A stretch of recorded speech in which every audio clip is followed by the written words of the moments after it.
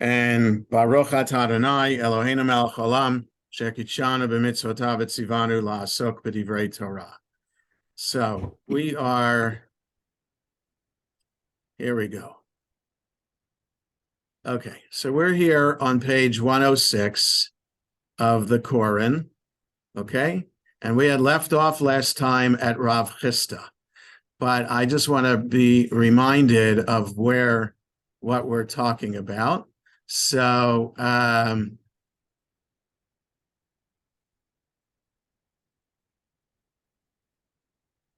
right, there was this midrash about the angel of death. Oh, and then whether we can look at colored garments of a woman. Let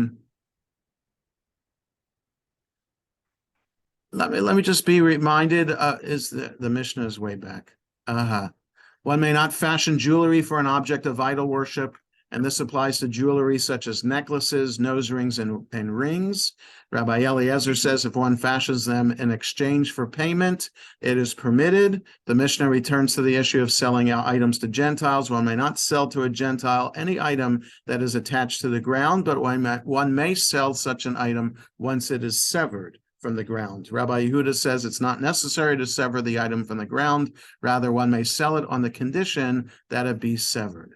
Right, so the Gemara, the Mishnah is continuing the conversation about the kind of business we do with Gentiles and whether anything that we're selling to them might be directly related to idolatry, and how much of a fence do we have to put in between what we're selling to what the Gentile is using. Right, so jewelry is just jewelry, but if the Gentile is going to use the jewelry to adorn an idol, well, maybe you have to make a condition about that sale, or maybe not.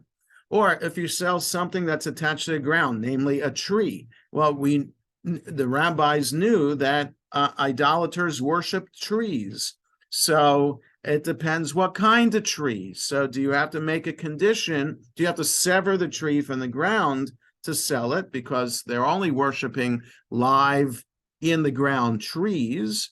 Or can you sell the tree on condition that it be severed?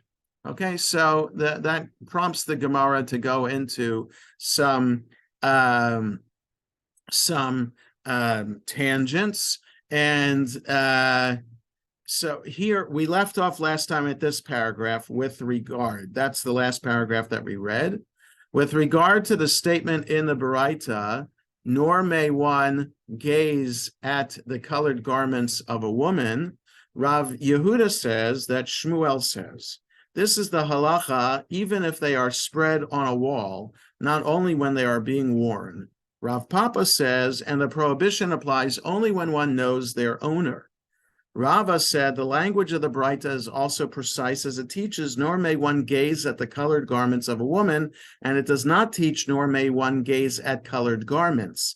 Learn from it that the prohibition applies only to the garments of one he knows. Okay, so the issue here is of modesty, women's clothing, how one maintains a sense of modesty in one's behavior, right? There was the midrash was about Shimon ben Gamliel looking at a woman while he was on the stairs leading up to the temple. So they couldn't figure out, if you remember this from last time, they couldn't figure out how Shimon ben Gamliel, the president of the Sanhedrin, would be looking at a woman. Oh, well, must be that we have the situation of the story wrong. He was walking, and then all of a sudden at a corner, which he could not predict who was going to be beyond the corner, there was a woman. So he couldn't help it that for a second he looked at a woman. Okay, so the issue is how much do we have to stay away from looking at a woman, even at a woman's garments, right? So if a woman's garment, and again, the garment today is different from the garment then. So looking at a woman's garment today, it's clearly a woman's garment, as opposed to a piece of material that gets, as it is draped over the woman's body, becomes a garment. So if imagine an Indian sari, right? So a sari, I think, if the woman takes off the sari and undoes it, it becomes a long rectangular piece of fabric, I think. So it's only in how the woman then folds the garment and puts it on that it then becomes a garment, as opposed to a tablecloth or a tapestry that you hang in the house. Okay, so I think that's the question. How much do we have to separate ourselves from items that could be a garment to items that are worn, right? So if the garment is hanging on a wall and it is a woman's garment, some rabbis say you can't even look at that. Or if you know who wears that garment, perhaps, see, it's the thought of the woman wearing the garment right. So what prompts the thought that is inappropriate? Is it seeing a woman that prompts the thoughts that are inappropriate? Is it seeing a garment that is worn by a woman that would cause the improper thought? Is it the fact that you know who wears that garment that would prompt the improper thought? So it's fascinating for the rabbis to think about. So yes, there's impropriety, but what is the source of the impropriety? Is it a woman herself? Is it a woman you know? Or is it even just a woman's garment that is the source of impropriety?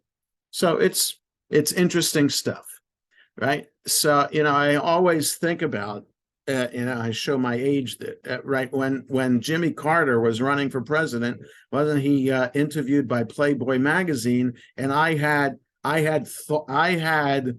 lustful thoughts or something like that. That made a big deal in the press at the time, that a man running for president would have lustful thoughts. How dare he sharing that, right? Imagine, right, the difference from 1976 when he was running for president and 2012 and the person who was running for president then. No, 2016 and the president.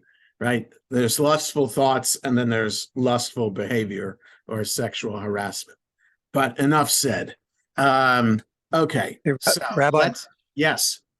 On that topic, what I've heard, the Jewish way of thinking is that human beings are allowed to appreciate the sexuality, the good looks, the handsomeness of another person the first time. So, you walk around the corner, you see something, oh, wow, look at that. There's a beautiful person. It's the second time. Now you don't go chase that person around another corner and follow through. Right. So we'd have to look, David, at the section of the Gemara that talks about this more in detail. But yes, the average Jew is not like this kind of monastic kind of person that the Gemara is talking about right here. The average Jew says it's okay to look at other people in the eye. Okay, it's only in ultra-Orthodox neighborhoods where, exclusively ultra-Orthodox neighborhoods, where you would find this in play. So that if there's a woman in an ultra-Orthodox neighborhood, a Jewish woman, in a store behind the cash register, clearly this woman giving change to somebody, let's say, you're one of these relics paying by cash and you want change and you get coins as change, the woman behind the cash register will not put the coins directly into the hand of a man who's doing business there. She'll put it down on the counter, and then the man will have to pick it up. Okay, let alone does this woman need to go to the mikveh? Is this a married woman? And if she hasn't gone to the mikveh yet, can she be working behind the cash register, touching something that then is going to be touched by somebody else, because her impurity would be passed on to that thing that she's touching and then would be taken by somebody else. So it's only in the ultra-Orthodox world, not only do we have to deal with the impurity, but we also have to deal with the modesty issue. So in non-Orthodox world, it's I think in let's say in Israel, I were to walk into if I were to walk in a store and pay with cash, and there's a woman behind the cash register, she'd see my kippah on, but she'd also see what I'm wearing. I'm not wearing white shirt, black pants. So that's the uniform of somebody who cares. No, it would be unfair to say that they care more about Jewish concepts than I do. That's not. They are more traditional. I won't say what I was thinking, more backward, but more traditional in their approach to these issues. So what you're wearing. So the kippah might be a giveaway, but the kippah is going with a non-white shirt. So that raises a question in the person who sees me, what am I? What kind of Jew am I? Okay, but so depending on the neighborhood that you go to in Israel to do business will determine how these issues still get played out today, and whether a man will look directly at a woman or not.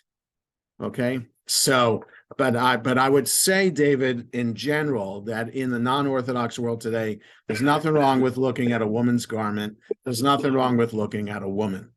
Okay, what the issues are where you're going to be publicly with another woman. Right. So if you remember watching Shtisel and Akiva going out on dates, so the dates in the ultra-Orthodox world happen in hotel lobbies. So, or they could happen in America, they often happen at airport lounges or hotel lobbies, someplace, or restaurants where there are a ton of people around. So nobody would question any sense of impropriety of these two people sitting together, this man and woman. Oh, yeah, Michael. In the Makar, Yeah.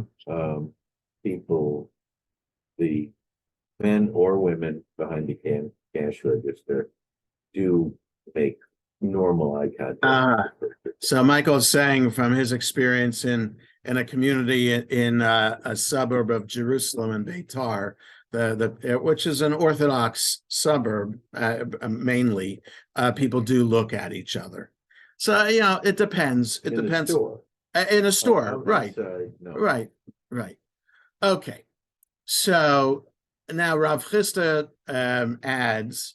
Rav Chisda said that statement about looking at garments applies only in the case of old garments, that is, garments that have been worn. But in the case of new garments, we have no problem with it. The reason is that if you do not say so, how can we give a woman's garment before it is worn to a launderer, that is, one who prepares new garments for use, knowing that the launderer must look at the garments? Okay, so there's a practical issue here. How do Jewish launderers maintain business if they're not allowed to look at garments? Okay. That I'm not going to repeat. The Gemara refutes this proof.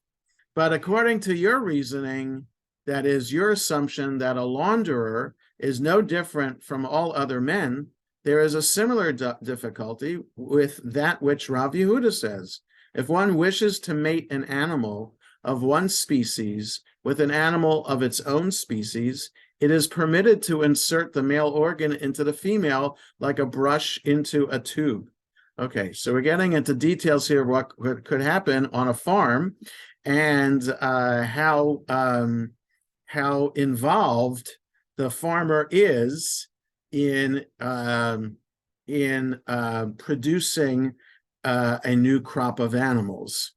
One could ask here as well, but isn't he looking at the animals as they mate? Rather, he is occupied with his work, and therefore his mind will not entertain sinful thoughts. So too, with regard to a launderer, he is occupied with his work, and therefore a launderer differs from other men. Maybe, maybe not. I don't know. I don't know if that's actually true. The more you see women's garments, the less lustful you are about it. You know, you've seen one, you've seen them all, kind of thing. I don't know. Or if you're working on a farm, you've seen animals mate all the time. It's not going to arouse you. So who knows? It's just interesting. Different rabbis have different opinions about what it takes to arouse a person. And here's a picture just of a brush into a tube, in case we couldn't make that, imagine it ourselves. Okay. The master said above in the Baraita, from this drop of poison on the angel of death's sword, the sick person dies. Right, so there was this midrash above about that the angel of death has all these eyes, and the person on his deathbed sees the eye of the angel of death. That's the last thing he sees as the drop of poison from the sword enters the person's body, and he dies. Okay, it's just one way of the rabbis explaining how we die and what happens when we die. Because they had no idea medically what happened. The Gemara asks, shall we say that this opinion disagrees with a statement of Shmuel's father? As Shmuel's father says, the angel of death said to me, were I not concerned for human dignity, I would uncover the place of the incision of the slaughter as one does to an animal that is slaughtered. This indicates that the angel of death kills by slaughtering his victims with his sword, not by poisoning them. The Gemara answers, perhaps that drop of poison cuts the two organs that must be severed in ritual slaughter, that is, the trachea and the esophagus, and thereby slaughters people. So, okay, it's interesting that the rabbis are having a disagreement about a statement of Shmuel's father, right? And Shmuel's father is saying that he had a conversation with the angel of death. Who has a conversation with the angel of death? And who would believe anybody if they said they had a conversation with the angel of death? But the rabbis often, this isn't the only time, rabbis often, throughout the Gemara, there are stories of rabbis having conversations, not just with the angel of death, but also with Elijah and with other heavenly beings. So the fact that Shmuel's father is saying that he's had a conversation with the angel of death is not, shouldn't raise eyebrows. But now they're having a halachic conversation about it. So it's one thing to say, to teach a moral lesson about having a conversation with the angel of death. It's another thing to say, wait a second, Shmuel says there's a drop of poison. Shmuel's father says that he kills with a sword. Which is it? Okay, now we're kind of having a serious, literal conversation about something that could not have been literal, right? So nobody we know has had a conversation with the angel of death. Therefore, we assume that nobody before has had a conversation with the angel of death. It just doesn't happen. It's imagining what this conversation would be. Okay, so I just wanted to point out the imagination is taken seriously enough to have a conversation about difference of opinions. Does the angel of death kill by poison? Does the angel of death kill by a sword? So the Gemara notes that the continuation of the Braita which states that from this drop of poison a corpse putrefies, supports the opinion of Rabbi Chanina bar Kahana. As Rabbi Chanina bar Kahana says, that they say in the school of Rav, one who wishes that his dead relative will not putrefy should turn it on its face immediately as the drop of poison enters through the mouth, and this causes the putrefaction of the corpse. Okay, this is very difficult to be reading, just to be thinking about the details of what happens when we die, and as if we can do this, right? Turn the person on their side. That will prevent the putrefaction. No, it won't. No, it won't.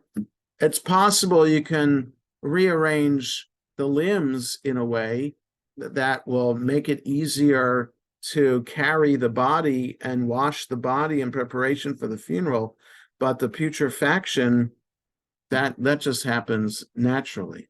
But the rabbis did not know that.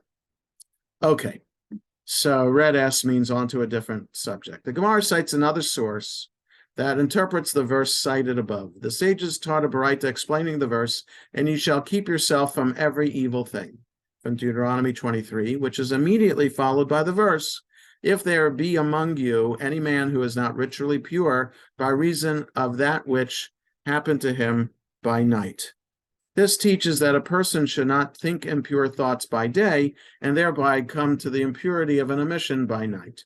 From here, Rabbi Pinchas ben Yair would say, Torah study leads to care in the performance of mitzvot. Care in the performance of mitzvot leads to diligence in their observance. Diligence leads to cleanliness of the soul. Cleanliness of the soul leads to abstention from all evil. Abstention from evil leads to purity and the elimination of all base desires. Purity leads to piety. Piety leads to humility. Humility leads to fear of sin. Fear of sin leads to holiness. Holiness leads to the divine spirit. The divine spirit leads to the resurrection of the dead. And piety is greater than all of them, as it is stated, then you did speak in a vision to your pious ones. All right, so this is an interesting midrash about what are the levels of holiness that we try to attain in our life. And so there's Torah study, and then Torah study leads to care. Care leads to diligence. Diligence, that's 3. Diligence leads to cleanliness of soul. Cleanliness to abstention. Abstention to purity. Purity to piety. Piety to humility. Humility to fear of sin. Fear of sin leads to holiness. Holiness leads to the divine spirit. Divine spirit leads to resurrection of the dead. 12 levels here from Torah study to resurrection of the dead. Okay, so Pinchas ben Yair, among many rabbis, giving an opinion about what are the layers of the levels of holiness that we can seek to attain in our lives. Okay, and this statement disagrees with the opinion of Rabbi Yehoshua ben Levi, as Rabbi Yehoshua ben Levi says, humility is greater than all of them, as it is stated, the Spirit of the Lord God is upon me, because the Lord has anointed me to bring good tidings to the humble. Since the pious is not stated, but rather the humble, you learn that humility is greater than all of them. Okay, piety greater, humility greater. Okay, interesting conversation about personal behavior. Okay, so now back to the Mishnah. The Mishnah teaches that one may not sell to a Gentile any item that is attached to the ground. The sages taught one may sell to them a tree on the condition that he cut it down, and the buyer cuts it down. This is a statement of Rabbi Yehuda. Rabbi Meir says one may sell to them only a tree that has actually been cut down. Similarly, one may sell to them fodder, that is produce that has grown stalks but is not yet ripe, on the condition to cut it down, and he cuts it down. This is a statement of Rabbi Yehuda. Rabbi Meir says one may sell to them only fodder that has been cut down. So too, one may sell to them standing grain on the condition to harvest it, and he harvests it. This is the statement of Rabbi Yehuda. Rabbi Meir says one may sell to them only harvested grain. So this is just adding the examples of what is still attached to the ground. So there's a tree or fodder or standing grain. And Rabbi Yehuda is consistent. You can sell it to them while it's still standing on the ground on the condition that it be cut. And Meir says, no, it has to be cut already.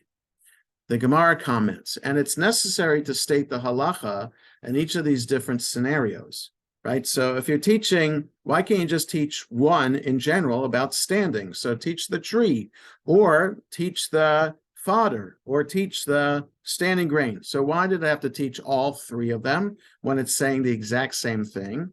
So it's necessary to state the halacha in each of these different scenarios, as had the Baraita taught us the dispute only with regard to a tree, I might have said that it's only in that case that Rabbi Meir says it must be cut down before being sold. The reason is that since the Gentile does not lose out by keeping the tree in the soil, he might keep it in the ground. But in this case of standing grain, since if he keeps it in the ground, he will lose out, one might say that Rabbi Meir concedes to Rabbi Yehuda that it may be sold before being harvested, on the condition that the Gentile will harvest it, because the Gentile would not leave the grain in the soil to spoil. All right, so there's a difference between leaving a tree in the ground and leaving grain in the ground, because grain, trees don't spoil, grain does. Okay, so that's why they had to teach the grain also. And had the Baraita taught us only these two halachot, one might have said that Rabbi Yehuda permits selling these items on the condition that they be cut down, because the improvement to the tree or grain is not recognizable when it's left in the ground. But in the case of fodder, whose improvement is recognizable, as it would continue to grow and ripen if left in the ground, one may say that Rabbi Yehuda concedes to Rabbi Meir that we are concerned that the Gentile will not cut down the fodder, and therefore one may sell it only once it has been cut down. All right, so we're seeing then the differences between these three, the tree, the fodder, and the standing grain. And despite these differences, still Rabbi Yehuda is the same all the time, and Rabbi Meir is the same all the time. And furthermore, had the Baraita taught us only the dispute in this case of fodder, one might have said that it's merely in this case that Rabbi Meir says it must be cut down before being sold. But with regard to those cases of a tree or standing grain, one might say that he concedes to Rabbi Yehuda that one may sell these items before they are harvested on the condition that the Gentile will harvest them, as there is no recognizable improvement to them if they are left in the ground. Consequently, it's necessary for the dispute to be stated in all three cases. A dilemma was raised before the sages. With regard to the sale of large livestock, which is forbidden due to the concern that the Gentile might use them to perform labor, if such livestock are sold on the condition that the Gentile will slaughter them, what is the halacha? All right, so we learned about the livestock and selling them to a Gentile, right? What had been a Jewish-owned animal that was used to having Shabbos off, are you allowed to sell that animal to a Gentile? And no. You can't, right? Because once an animal experiences Shabbos, you can't sell it to a Gentile, so it can't experience Shabbos. But what about slaughtering? Can you sell an animal that was a Jewish animal, Jewish-owned animal, to be slaughtered by a Gentile? The Gemara explains the aspects of the dilemma. There in the Mishnah, what's the reason the Rabbi Yehuda permits the sale of a tree on the condition that the Gentile will cut it down? Is the reason that the trees are not in the Gentile's domain and therefore he is not able to keep them, as a Jew will force him to cut them down? But in the case of large livestock, since the animal stands in the domain of the Gentile once it is sold, there is a concern that he might keep it and not slaughter it. Or perhaps there's no difference between the cases, and Rabbi Yehuda would permit one to sell even large livestock to a Gentile on the condition that he will slaughter the animals. The Gemara suggests a resolution.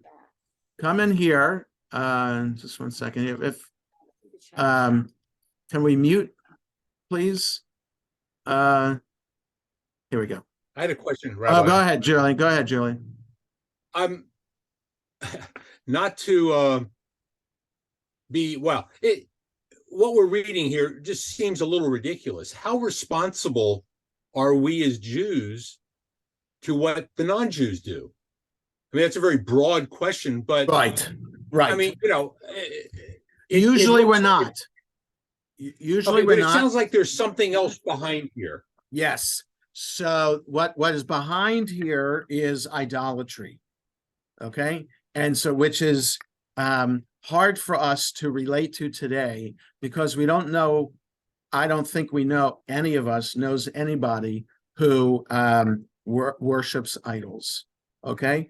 So that the issue for the Torah in forbidding idolatry and teaching throughout the Torah that we have, that when we get to the land of Israel, we're not supposed to have anything to do with these idolatrous inhabitants of Israel, because we can't allow the potential for negative influence and idolatry to enter into Jewish lives. And secondly, the fact that we're also commanded in the Torah to annihilate the indigenous idolatrous population also points out how evil idolatry is. So the issue behind all of this discussion in these how many pages? 108 pages so far is because of evil related to it.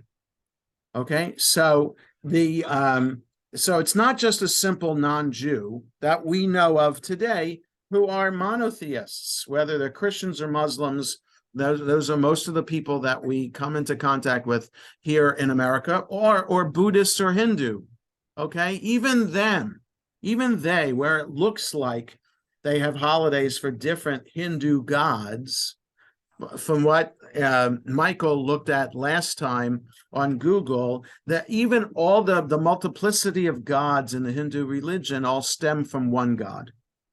Okay, so just like in Christianity, Father, Son, Holy Ghost are three aspects of one God.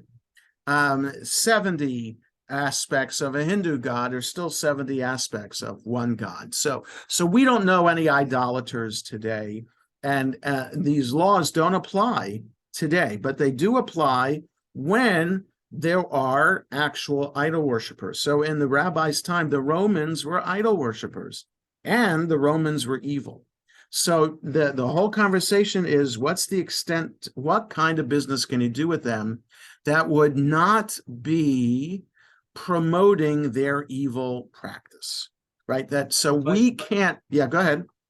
Well, okay, I understand what you're saying, but then it seems like the rabbis think so little of the average Jew that Why? they have to keep reminding them, don't do anything that puts you in a possible situation. Right. I mean, right. Weren't the Jews committed to Judaism? Well, so people, it's like the conversation about the garment. What's the point at which you can trust yourself not to have evil thoughts? So some people need more reminders than others. Some people are more saintly than others. Some people have cleaner thoughts than others. So when it comes to idolatry, I think a lot of this has to do with what was going on historically at the time of the destruction of the temple in Jerusalem. The Jewish community was fractured as to how to deal with the Romans. Are we just going to sit back and let the Romans take over? Because we have no other choice. There's no way that we can defeat them.